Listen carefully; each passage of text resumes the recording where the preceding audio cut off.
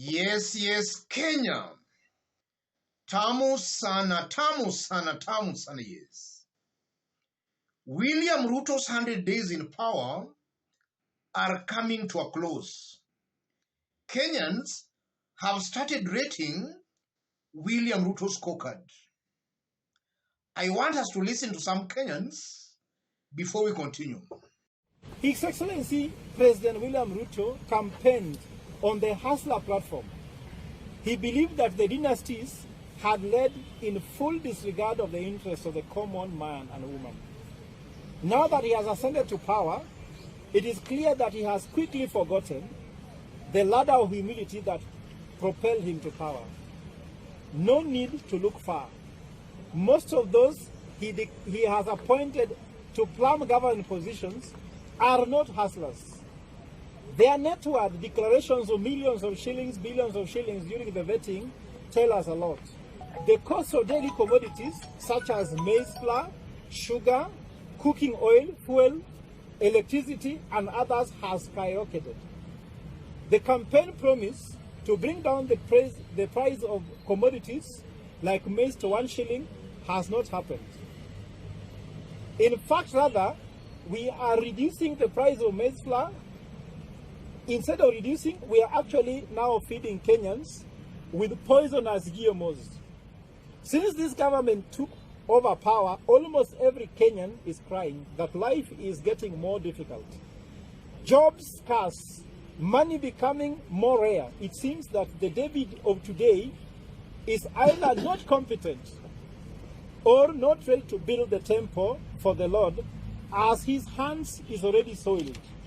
Ladies, may tell you that Operation Enda Ugatuzi is an operation. We don't fail.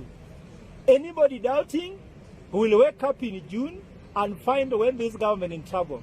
In this video, I want us to briefly look at William Ruto's scorecard as we wait for the 100 days to elapse for us to do a detailed analysis on his promises. If you are watching us for the very first time, subscribe, give this video a like. One of William Ruto's main promises to Kenyans was to form a government of Mama Mboga, Boda Boda, Maskini. Ruto has instead formed a government with his fellow millionaires and billionaires. And I'm saying that based on the kind of people, or rather kind and type of people, we saw being appointed as cabinet secretaries and principal secretaries. So William Ruto has not kept his promise. He has actually gone against his promise.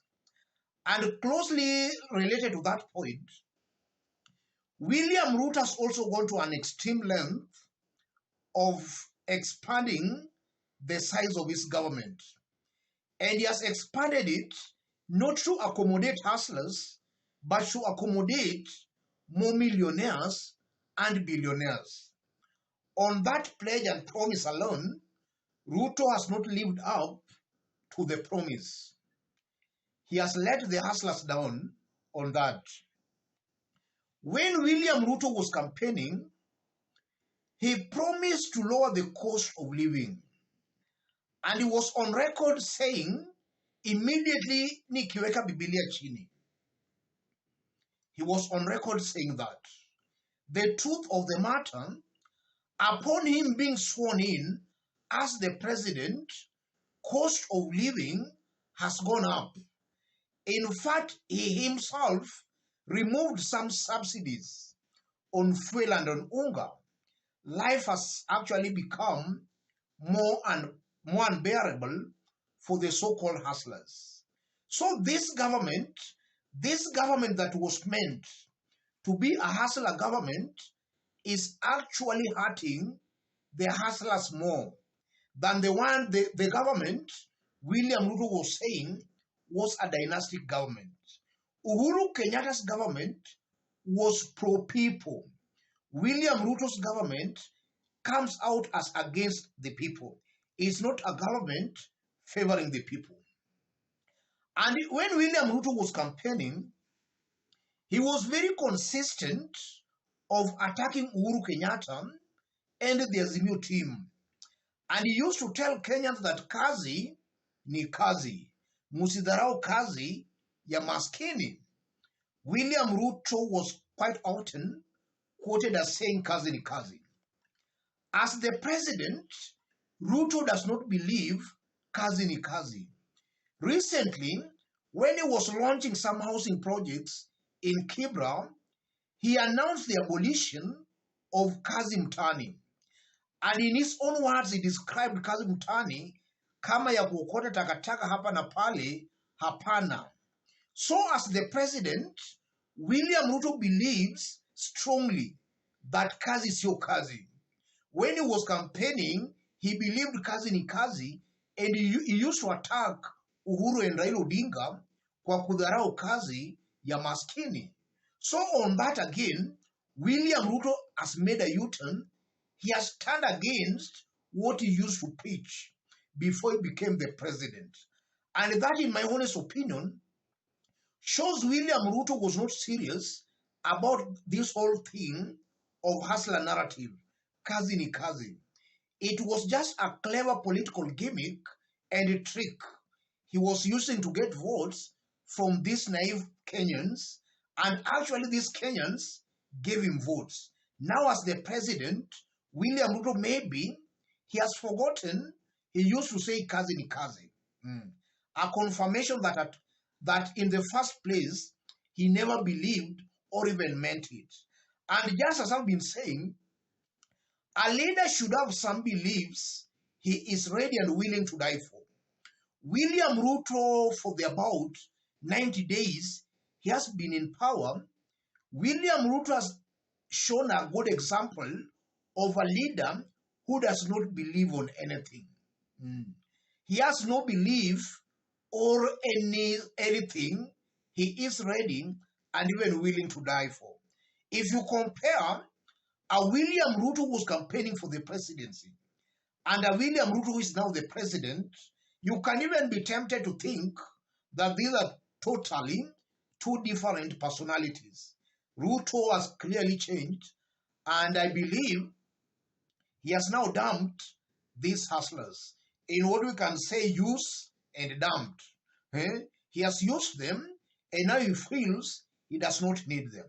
And I'm also saying that because from other quarters again, we are being told that even to access William Ruto alone is not an easy task. You have to really fight very hard for you to gain access to William Samoei Ruto. So again, as the president, he is no longer accessible. And if you look at William Ruto again, William Ruto was attacking Raila Odinga and his team that they were just interested in creating positions. As I talk, William Ruto has directed his elected leaders to create the post of an opposition leader. So you are seeing clearly that it's not even about the uchumi he used to promise. Ruto was just lying to Kenyans. In fact, he's creating more positions. He has even forgotten about the uchumi.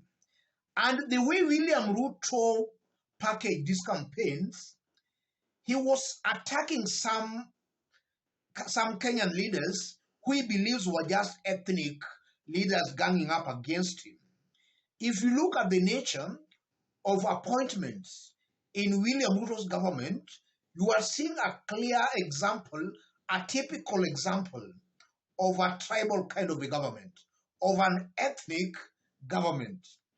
About 60% of appointments in Ruto's government are only coming from two regions, the mountain and Kalenjin Rift Valley. William Ruto made Kenyans believe that he was not going to form a tribal or rather an ethnic kind of a government. The truth of the matter, going by the appointments he has made in his government, this comes out as a more tribal and an ethnic government, more than even Uhuru Kenyatta's government. So even before I conclude, if you look at William Ruto's scorecard, which we'll do do in our detailed analysis later, Ruto, in my honest opinion, has performed far much below the par. He has performed dismally. And just as I've been saying, in a scale of 1 to 10, the highest rating any sensible person can give William Ruto is most likely a 1 or a 2 out of 10. Because almost all the things he promised, he is not fulfilling. In fact, he is giving new promises and pledges instead of fulfilling the old promises. Let me stop it there, ladies and gentlemen. If you are watching us but you have not yet subscribed, kindly subscribe, give this video a like. And for any other person who want to support our channel, as always, I've pinned my number on the comment section. Feel free to channel your support to the number. Let's meet in our next analysis. Thank you.